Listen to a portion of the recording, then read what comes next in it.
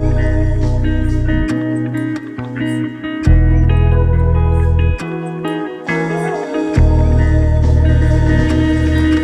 pessoal, tudo bem? Eu sou a Victoria de Paula, atriz, produtora, professora e idealizadora do coletivo Relatos.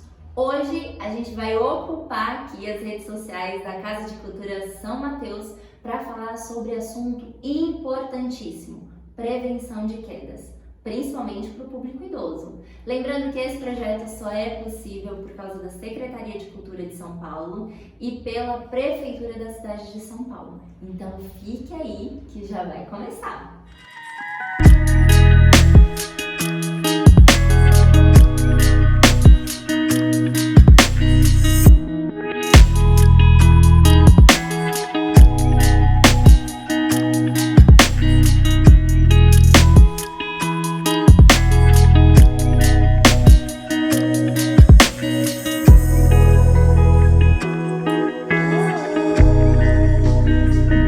Bom, como eu falei para vocês, hoje nós vamos falar sobre algo importantíssimo, principalmente para os idosos, né? A questão da queda e o mais importante, como prevenir. E para bater esse papo com a gente, eu convidei uma pessoa maravilhosa que entende muito do assunto, que é o Acauã Almeida. Acauã, se apresente pra gente, fala o porquê de você estar aqui hoje. Meu nome é Acauã, sou fisioterapeuta, trabalho na área de gerontologia e da área ortopédica já tem 7 anos. Ai, perfeito. Aí, ó, gente, uma pessoa que entende de tudo.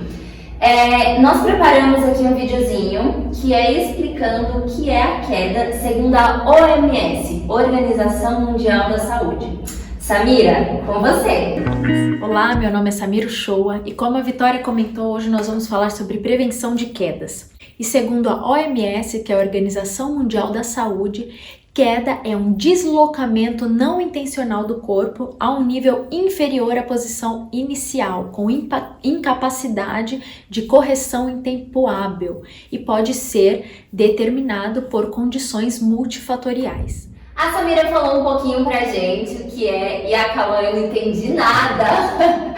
Explica pra gente o que é queda. É um pouquinho complexo pela definição da Organização Mundial de Saúde, mas se a gente destrinchar fica um pouquinho mais claro e mais fácil. Então, do início, um deslocamento não intencional ao nível inferior da posição inicial.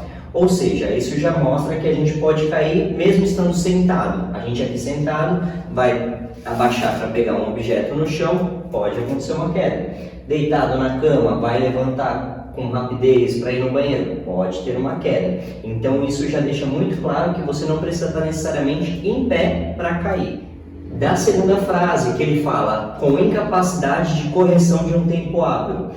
O nosso corpo ele já tem um sistema anti-quedas, né? Nosso corpo ele tem nossos reflexos, reações de proteção, em que impede, no momento instável, eu vou estabilizar meu corpo para que não caia.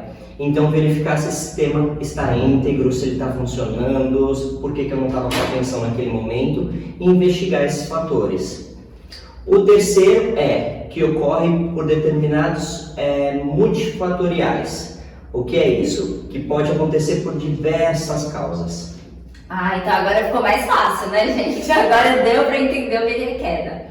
E a gente tem algumas curiosidades também. No quadro Você Sabia? E você sabia que existe um Dia Mundial de Prevenção às Quedas? É isso mesmo, é o dia 24 de junho. E por que a gente precisa ter um dia de conscientização, um dia mundial de conscientização de prevenção às quedas? Será que existem muitas quedas? Infelizmente, as quedas são a causa principal de morte acidental entre os idosos. É isso mesmo. E as quedas são responsáveis por 70% das mortes com pessoas acima de 75 anos. E você sabia que 70% das quedas acontecem em casa? É isso mesmo, ou seja, é possível evitar. E cerca de 30% dos idosos caem pelo menos uma vez ao ano. Metade dos idosos que já caíram perdem a sua funcionalidade e deixam de executar tarefas habituais por medo de caírem novamente. A queda ainda pode ser um gatilho inicial para uma cascata de outros eventos, seja cirurgia, seja hematomas, imobilizações, hospitalizações, fraturas, infecções e ainda o óbito. Vocês estão vendo como é importante falar sobre a prevenção das quedas? E hoje aqui é o nosso tema principal.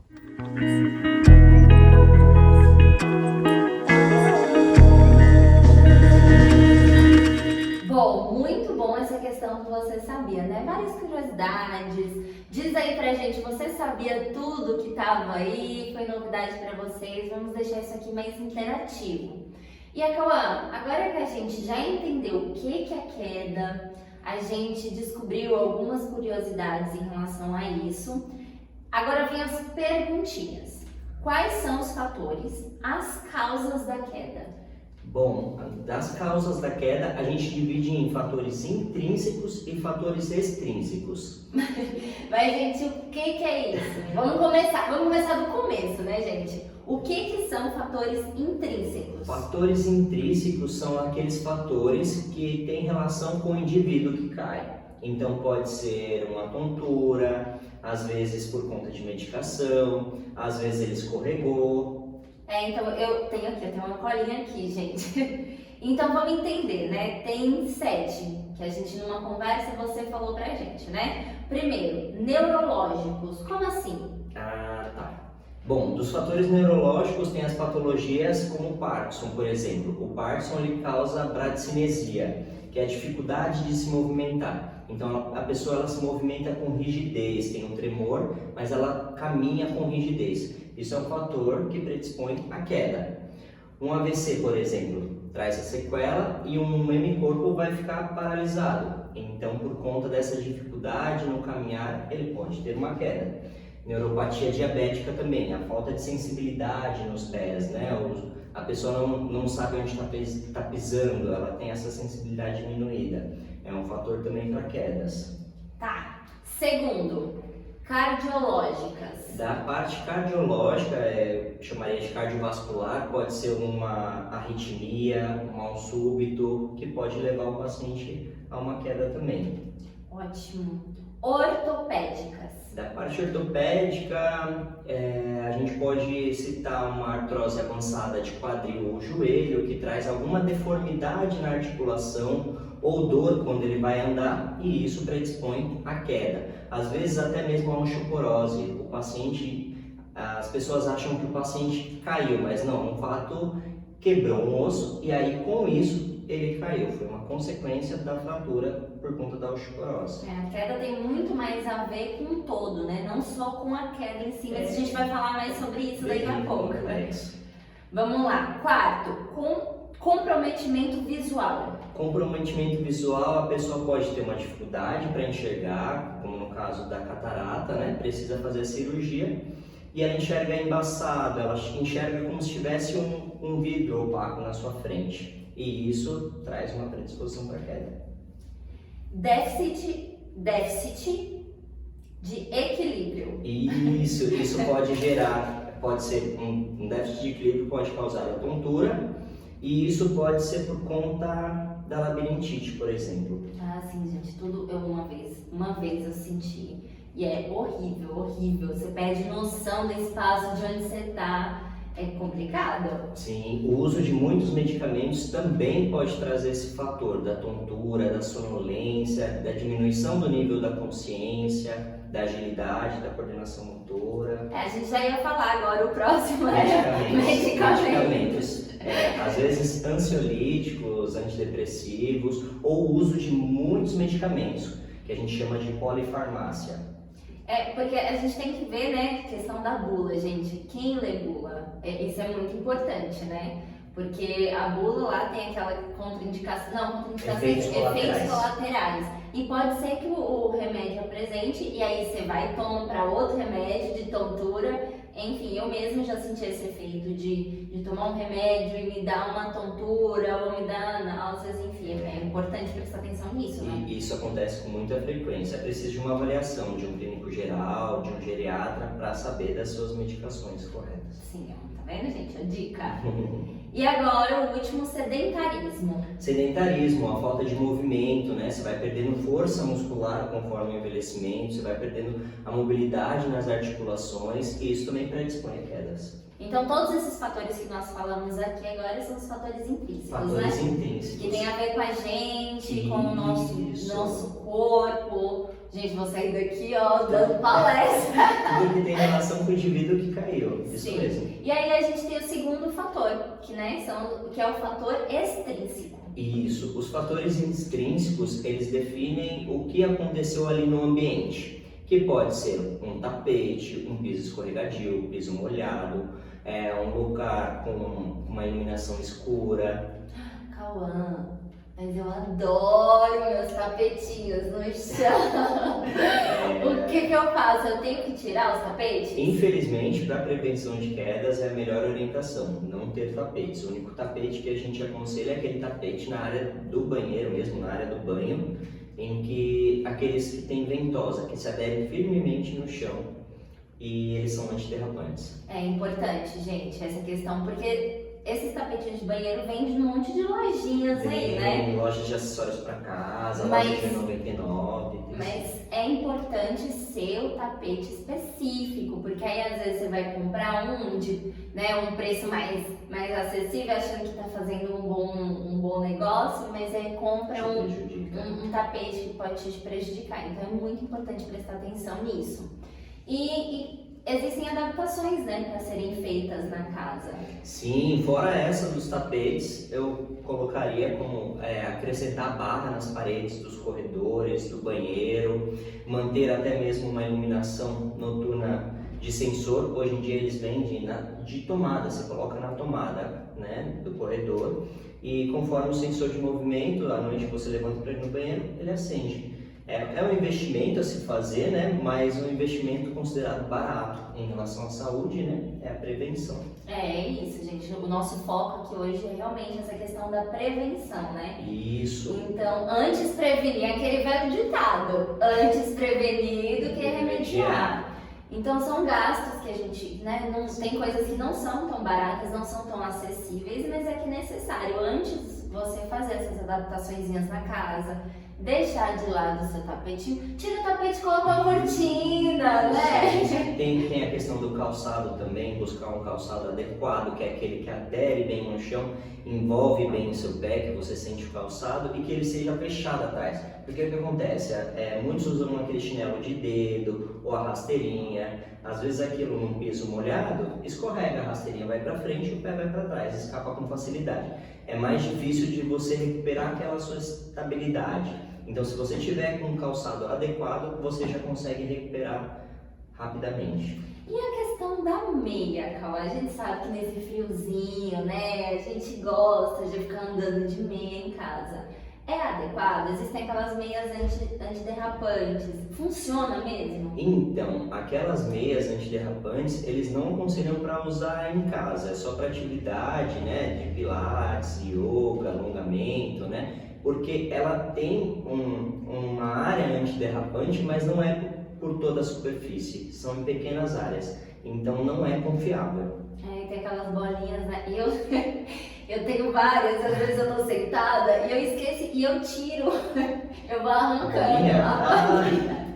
Então assim, já acabou o efeito do antiderrapante, né? Não, sempre usa um tênis, um chinelo mais adequado, uma sandália que fecha atrás. E assim, gente, existe também, eu acho que dentro desses fatores extrínsecos,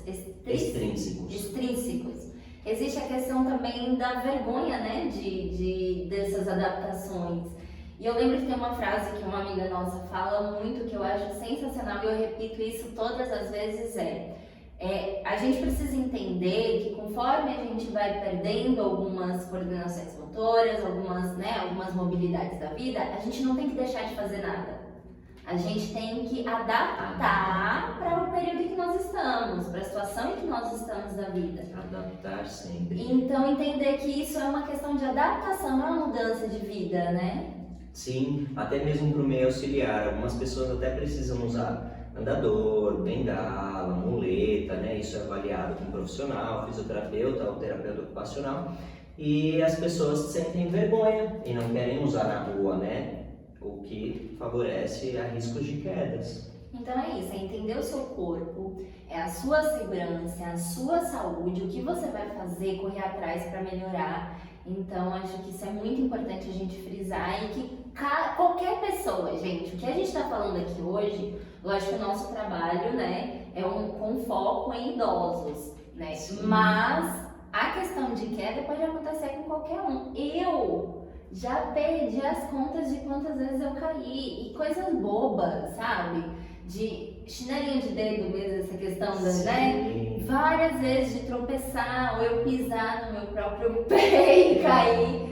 Enfim, todo mundo tá propício a ter isso, né? Sim, sim. A gente fala muito dos idosos por essa questão, porque é muito frequente, acontece com muita frequência, causa um impacto negativo na vida daquele idoso e dos seus familiares também. Já então, linkando com isso que você está falando, dessa causar impactos e tudo, que já é a nossa próxima pergunta, o que pode repercutir da queda, quais são as consequências? Eu separei também dois aqui para a gente facilitar, né? Quais são o que pode repercutir a queda e quais são as consequências físicas? Tá.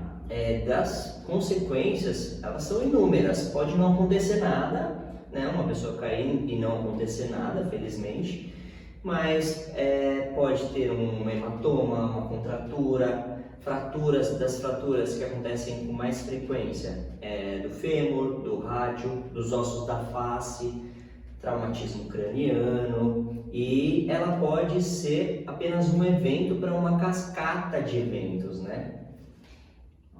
Eu me dei até prestar até mais atenção.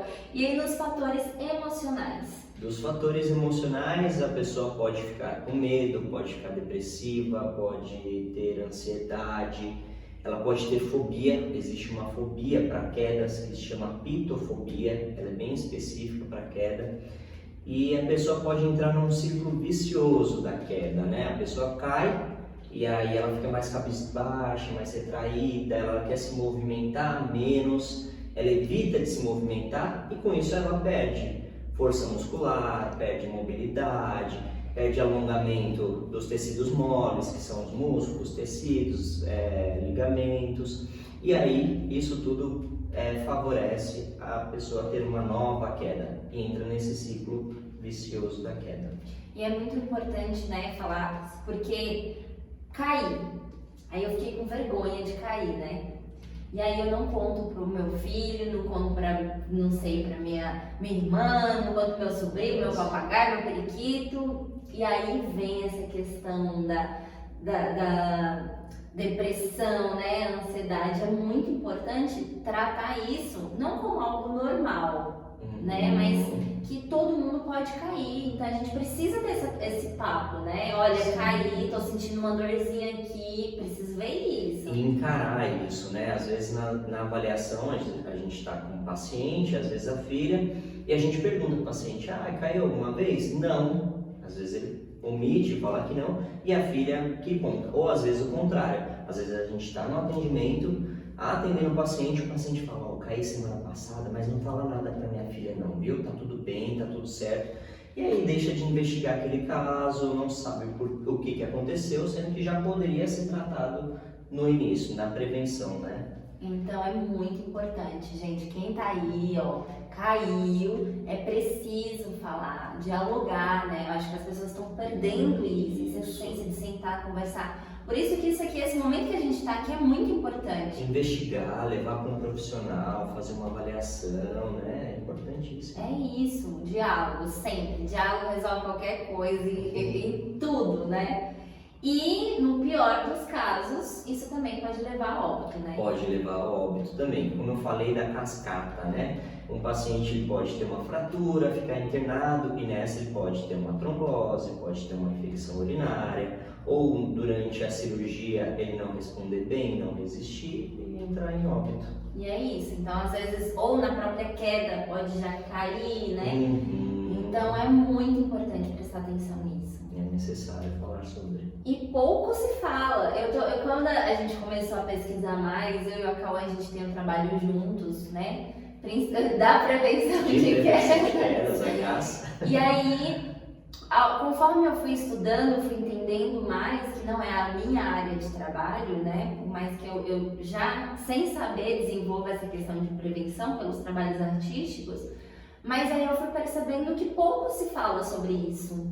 Pouco eu não sei o que acontece, mas a gente vê falando de várias coisas, né? Isso é questão verdade. de doenças emocionais, físicas, mas da queda em si é pouco que se fala. Pouco que se fala sobre prevenção. Geralmente quem fala sobre prevenção de quedas, quem se atenta a isso é quem já teve um episódio de queda. Mas às vezes aquele episódio como você mesmo falou, pode levar ao óbito, né? Então, às vezes não tem como reverter aquele quadro clínico, né? E é por isso que é muito, muito, muito importante esse trabalho de prevenção, né? Que é esse o nosso foco aqui, de mostrar para as pessoas que, gente, vamos nos cuidar, né? É isso. A Samira falou, no Você Sabia, né? Que 70% das quedas acontecem em casa, né? Então a gente tem um controle da nossa casa, né? Fora de casa a gente não tem muito controle. Transporte público, né? O degrau é alto, às vezes o motorista faz o arranque, quando o indivíduo vai descer ou quando ele está entrando no ônibus, escada rolante, tudo isso a gente não tem muito controle. Mas dentro de casa tem aquelas adaptações que a gente já falou, né? Que a gente pode mudar esses hábitos e assim prevenir a queda.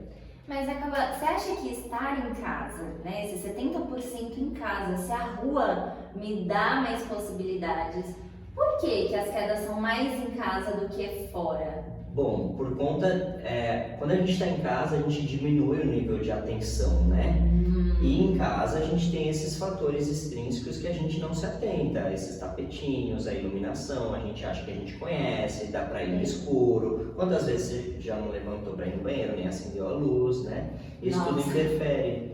Isso é real, porque em casa é isso, né? Em casa você conhece tudo. Acha que tá Então, seguro. levanta à noite, vou aqui, ó, tapeando pra ir no banheiro. Segurando os móveis. Gente, olha, nem eu tinha me atentado a isso. E realmente tudo pode levar a uma queda, né? Mas também calma, não é que agora a gente tem que viver Numa bolha, né? Não, Não é gente, isso. é só prestar atenção, né? Preste atenção no que tá fazendo, no seu corpo, vai lidando com isso, gente. Se cuidar, né? Se cuidar, prevenir. Isso.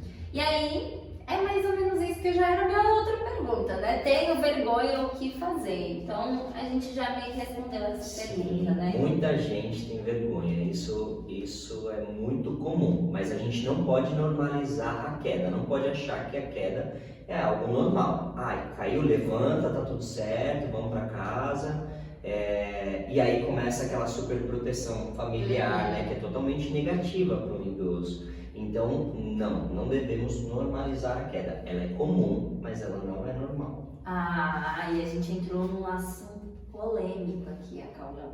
Meu Deus. Polêmico aqui, ó, que eu sei que muita gente vai torcer o nariz, que é a questão da família. Né? Até que ponto a família pode interferir? Aqui a gente vai sair um pouquinho da questão de queda, porque eu acho que também é nessa questão de prevenção. Até que ponto a família pode interferir na vida do idoso? Isso é muito delicado de se tratar, porque a gente sabe que na maioria das vezes é com uma boa intenção. Sim. É com a intenção de cuidar, né? Mas de uma maneira até que meio autoritária. Não, você não vai dirigir porque você não está enxergando bem, você não vai sair porque você já caiu. E a gente precisa de um profissional avaliando, precisa de um profissional acompanhando aquele caso. A minha mãe tem uma frase que eu amo: tudo em excesso faz mal. O cuidado também. O cuidado em excesso faz mal. Então, assim, é aquela frase, por isso que eu gosto tanto dessa frase que a Josi fala, que assim, a gente não tem que deixar de fazer nada, a gente tem que adaptar. E a mesma coisa é em relação a quem a gente está por perto. A gente quer cuidar tanto, né? A gente quer ter tanto zelo para aquela pessoa que a gente não percebe o limite que a gente ultrapassa de tomar conta da vida daquela pessoa. É isso. Essa superproteção é totalmente negativa, né? O paciente, o indivíduo, ele tem a sua autonomia, que é a sua capacidade de decidir. Eu vou decidir o que eu vou comer hoje, o que eu vou vestir, o que eu vou fazer. e ela tem que ser preservada, né? Por mais que ele tenha uma dependência funcional, por mais que ele ande numa cadeira de rodas, numa bengala, que ele use um andador, ele tem que ter a autonomia preservada. Então não adianta nada ele acordar, já ter a roupa lá para ele vestir, a comida no prato e ele não vai fazer mais nada. Isso vai trazer depressão, crise de ansiedade, pode levar ao óbito e ele vai perdendo essa autonomia, né? Então é muito importante, gente, de verdade. A gente que trabalha nessa linha de frente com os idosos, a gente vê como que é essa questão da família, às vezes interfere. Tem uma coisa muito interessante que é assim, um exemplo, a pessoa na vida inteira nunca praticou nenhum exercício. Aí ficou idoso, né? Aposentou, a família acha que aquela pessoa precisa começar a praticar exercício, precisa começar. Ok, precisa, e sempre há tempo de começar. Mas isso também tem que partir da pessoa, Com né? certeza. Ela escolher qual atividade que ela gosta para que isso seja duradouro, né? Para que ela faça com frequência aquela atividade. E existe uma linha também, né? Entre a vida do idoso e o cuidado, aliás, o cuidado que você tem com o idoso e a invasão que você tem na vida dele.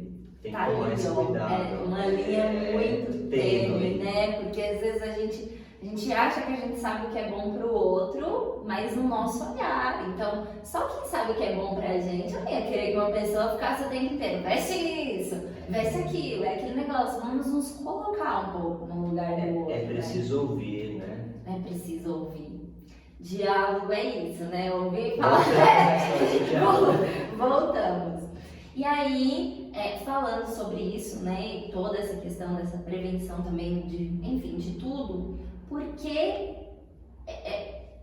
é importante falar sobre prevenção? Por que a gente está batendo tanto nessa tecla? Por que a gente escolheu falar sobre isso? Porque a prevenção, ela também é uma maneira de promover saúde, né? Em todo o quesito, da parte funcional, da parte física, da parte emocional.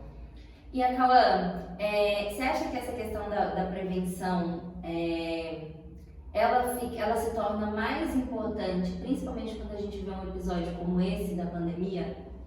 Com certeza, com certeza. O número de quedas aumentou consideravelmente na pandemia, né? A pessoa fica muito em casa, ela deixa de interagir com outras pessoas, ela deixa de se movimentar, ela deixa de subir, descer escada. Isso tudo é atividade funcional, né? Que ele precisa para o seu dia a dia. E isso predispõe a queda, com certeza, aumentou muito o número de quedas. Aumentou muito, né?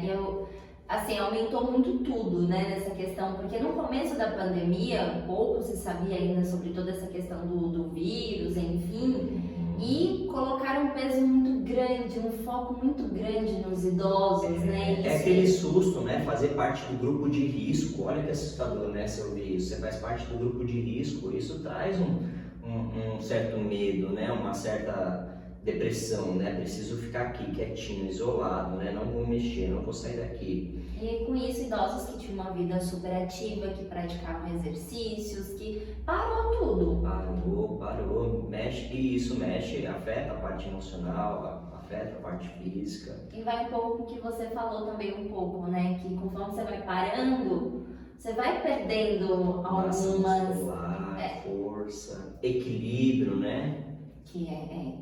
Porque é isso, né? Você vai parando, tem uma hora que para. E vamos lá. Eu tenho umas frases aqui. Eu queria que você explicasse um pouco mais sobre essas frases, tá? Tratar de quedas apenas como um acidente resulta em uma negligência na área da saúde pública. Explica essa frase. Com certeza, a morte é a principal causa de morte acidental em idosos, a queda, né? Então, partindo dessa informação, a saúde pública, a saúde privada tinha que ter muitos projetos em relação à prevenção de quedas, até porque a demanda é muito grande, né? E assim, tem alguns estudos que apontam que essa população idosa, ela vem crescendo muito, né? Alarmantemente. A expectativa de vida hoje, se não me engano, é 75 anos? 74 anos. Que há um tempo atrás era 40, 50 anos, né? Então hoje nós temos mais pessoas ficando idosas, né, do que crianças nascendo. É isso. Então, a gente precisa ter uma saúde pública, a gente precisa ter uma qualidade de vida, né, para essas pessoas, porque tá aí, uma demanda que só cresce, que só cresce, só cresce. Precisa uma atenção, né, nesse núcleo. E a gente não vê, assim, é muito, muito raro, eu falo isso por experiência. Eu desenvolvo projetos para esse público idoso, você também, né? E a gente vê como existem muitos e poucas atividades, poucas pessoas que investem nisso. Tem algumas associações, UBSs que fazem algumas coisas, né? Mas é isso que você falou, a demanda é muito grande, né? Não atende, não é o suficiente. E isso entra em alguns tabus também que colocam nesse público, né? Porque a gente vê as atividades que a gente mais vê. Tricô, costura, Costura, tricô, jogar baralho. Gente, xadrez. não que isso não possa ter. Que não seja importante, né? Ninguém aqui está ditando regra, como eu disse, não estamos ditando regras aqui, né? Nós estamos mostrando que existem outras possibilidades. Sim, essas também são importantes, né? Uma nova atividade para a parte de cognição, um aprendizado, alguma coisa nova. Mas é preciso quebrar esse estereótipo, né? O idoso de hoje em dia é diferente daquele idoso da época dos nossos avós, bisavós. Hoje eles sabem outras atividades. Tem acesso, né? Hoje a gente está num mundo onde se tem mais acesso a informações, se tem mais acesso a tudo, existem mais possibilidades. Então, que eles consigam acessar essas possibilidades, e né? não há problema algum em ele fazer polidense, dele fazer dança, e não somente a hidroginástica, o pilates, que também é ótimo, mas explorar outras atividades, exercícios físicos. Só para uma paradinha. É isso, né? Então, que a gente possa oferecer, eu acho que é muito importante as nossas políticas públicas terem uma atenção para isso, porque é preciso desenvolver projetos e isso também entra na questão da prevenção aí. Com certeza. Porque um idoso ativo, um idoso que desenvolve atividades, ele vai consumir menos o nosso sistema de saúde. Com certeza. Né? Ele vai ter menos doenças, vai menos ter medicação, menos internação. Então, esse idoso ativo, ele vai dar uma respirada no nosso sistema de saúde aí. Então, isso aí é uma questão de problema ou solução pública, Para a saúde né? pública. Para a saúde pública. Mas também a gente tem que entender que, por exemplo, o idoso nunca, na vida dele, nunca pulou de bungee jump, nunca gostou de coisas radicais, aí quando eu vou chegando na velhice eu vou exigir que ele faça isso? Não. É isso, a gente também tem que tomar cuidado com esse caminho, né? Hoje se criou o estereótipo do idoso superativo, aquele idoso que escala montanha, que nada, que faz tudo, né? Então tem que tomar um certo cuidado, respeitar a história de outras pessoas, né? E saber se ele não teve acesso a isso durante toda a vida, ele não vai fazer. É isso, é uma fase, uma etapa da nossa vida. A gente precisa entender que estar na velhice tudo bem, a gente nasce envelhecendo.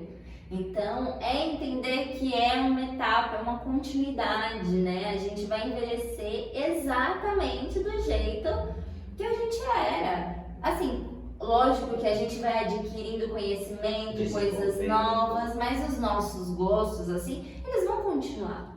A gente vai ter acesso a mais coisas, a gente vai ter mais maturidade, que isso a gente só adquire realmente com o tempo, né? Com as vivências. Mas a gente precisa entender esse tempo, a gente precisa quebrar esses estereótipos, a gente precisa quebrar esses tabus, a gente precisa falar mais sobre esses temas e a gente precisa se aceitar.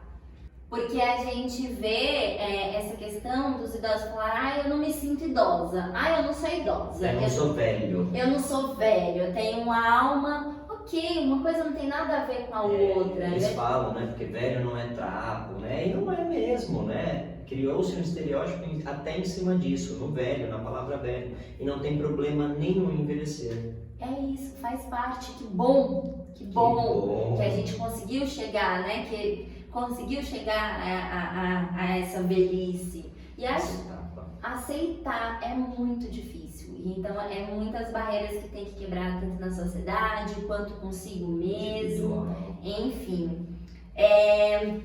Até me perdi aqui de tanto. E a gente bateu o papo. Enfim, né? Que a gente estava falando sobre. Ai, gente, tratar a queda apenas como um acidente que foi para explicar. Que é a negligência. Então agora temos outra frase. A cultura do nosso país, infelizmente, apresenta um caráter curativo e não preventivo. Com certeza, com certeza. Essa frase é real e volta àquilo que a gente já falou, né? Geralmente só se preocupa com a prevenção quem já teve um episódio de queda, né? E aí esquece que tem que investigar esse corpo, por que levou a queda. E o investimento na prevenção vai ser muito mais barato, mais fácil do que nas consequências que a gente já viu. Sim, eu acho que é importante falar uma coisa, porque assim, né, a gente fala dessa questão de vamos prevenir, vamos ao médico, vamos isso, vamos aquilo, só que a gente sabe que infelizmente alguns profissionais não são tão acessíveis, né? E o que a gente tem na rede pública, às vezes a demanda é tão grande que a espera da pessoa é de 1 mês, 2 meses. Com certeza. Eu sei desse problema, mas a gente tem aí a internet, tem o YouTube, dá para você buscar algumas atividades. A gente vai até deixar alguns exercícios práticos e simples para se realizar na própria casa. Então temos também a questão da alimentação, né? Qual que é a importância dessa questão? Da alimentação é importante você passar em consulta com o nutricionista pelo menos uma vez no ano para verificar em relação a vitaminas, a parte proteica, né, para o ganho de massa muscular. Você falou que a gente vai deixar aí uns exercícios. Eu acho que eu tive uma ideia. E se a gente deixasse uma sequência aqui de exercícios para eles, a gente pode contar com a nossa amiga Samira e mostrar para eles alguns exercícios que podem ser feitos em casa, de graça, simples, no conforto da sua casa. O que você acha? Acho ótimo, vamos lá. Então vamos lá? Com você, Samira. Esse exercício você vai trabalhar a musculatura intrínseca do pé, ou seja, a musculatura profunda. Para realizar, você precisa estar sentado na beirada de uma cadeira, ou do sofá, ou da cama, com o tronco alinhado e os pés apoiados em cima de uma toalha. Mantenha os pés afastados na largura dos quadris, flexione os dedos, puxando a toalhinha para você e relaxe bem os dedos dos pés. Flexione e relaxe. Realize esse exercício 3 séries de 15 movimentos. Nesse exercício, você vai fortalecer a musculatura de trícepsural, ou seja, a famosa panturrilha. Para realizar, fique na postura em pé, mantenha o tronco alinhado e os pés afastados na largura dos quadris. É importante que você esteja com as mãos apoiadas ou numa cadeira, ou na parede, ou até mesmo um móvel fixo da casa. Erga os calcanhares e retorne sem encostar no chão. Realize 3 séries de 12 movimentos. Esse exercício também será realizado em pé. Ao lado da parede, apoie sua mão, enquanto o braço e a perna oposta vão se elevar e abaixar, fortalecendo a musculatura de quadril e trabalhando a mobilidade de ombro. Realize 3 séries de 12 movimentos para cada lado. É importante que o pé não encoste no chão. Bom, aí vocês viram algumas dicas de exercícios que vocês podem fazer em casa. Não tem mais desculpa. De maneira segura, confortável, você escolhe a hora que você vai fazer. É isso, é importante que faça, né? E junto a isso com uma caminhada matinal, né? Com algumas coisinhas assim. Gente, é importante também falar que façam tudo isso de forma segura e respeitando o limite do corpo de vocês. né? Ali nós temos um exemplo de como isso pode ser feito, mas eu não consigo. Não vai forçar para que você faça exatamente igual a Samira fez no vídeo. O importante é fazer a movimentação, né? Com certeza. Então prestem muita atenção no limite de vocês, bebam água. E agora eu queria, né, pra gente encerrar esse papo que eu acho que foi super produtivo, foi super, assim, esclarecedor. Eu queria te pedir algumas dicas, né, de tudo isso que a gente, em relação a tudo isso que a gente veio falando aqui. Quais são as suas dicas como profissional da área da saúde que aparece casos assim de quedas para você todo dia, né? Acredito eu. Muita frequência, acompanho sim. Então, quais são as dicas que você tem para deixar para essa galerinha que está nos assistindo? Tá, vamos lá. Dica número 1. Pratique atividade física, né? Como a gente falou, uma atividade que seja prazerosa para você ter regularidade, né? O Tai Chi Chuan, o Pilates, a dança sênior eles são interessantes para prevenção de quedas também. Ai, sem contar, gente, quem não gosta de dancinha, Não, né? Agora, nessa questão da pandemia, dança sozinho, mas é que tudo isso passa pra gente dançar. Para poder aglomerar, né? Vamos lá agora, que eu quero essas dicas. Dica número 2. Passe em uma consulta com um oftalmologista pelo menos uma vez ao ano. Dica número 3. Revise todas as suas medicações com um geriatra ou clínico geral.